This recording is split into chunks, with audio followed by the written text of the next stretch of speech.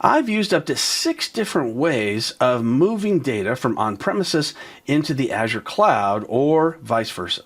Starting with AZ Copy. AZ Copy is a command line utility, and it's going to be used for copying data to and from Azure storage. And you can use the standard types of storage: blobs, files, tables, queues, and it allows for high-speed automated transfers of large data files. You can also do one-time copy operations, or you can set up ongoing synchronization services. It's also cross-platform, meaning that we can use Windows, Macintosh, Linux, and there's support for authentication with Microsoft Entra ID for secure access. Then we have Azure Storage Explorer, which I have shown in a demonstration. This is a graphical user interface or GUI-based tool for managing Azure storage.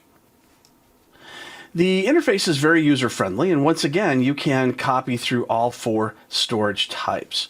You can manually upload, download, or organize files within your storage account. So if you have multiple storage accounts, you can copy between all of those.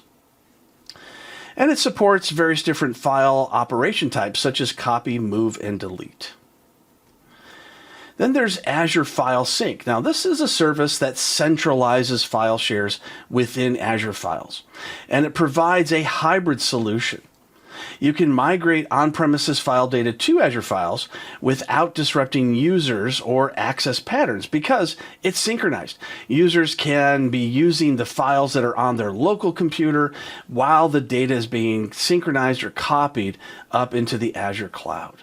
This is also a product that can be used for disaster recovery as well as backup. It maintains your file structure as well as permissions and application compatibility.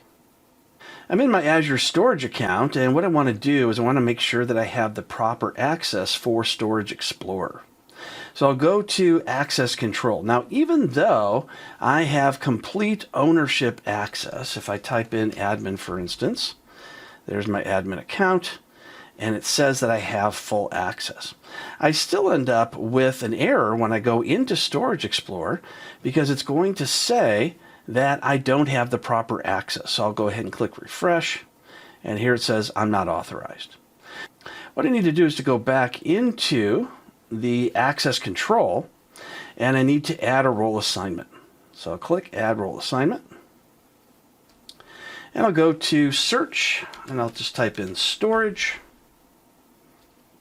and I'll go down to where it says Azure Container Storage Owner, and click View, and then Assignments. And there's nobody there. So we'll go ahead and add that role assignment. So once again, I've got to type in Azure Storage, and then go to where it says Storage Owner and select it. Click Next. Select the members. I'll just go ahead and add in admin. Go to Next.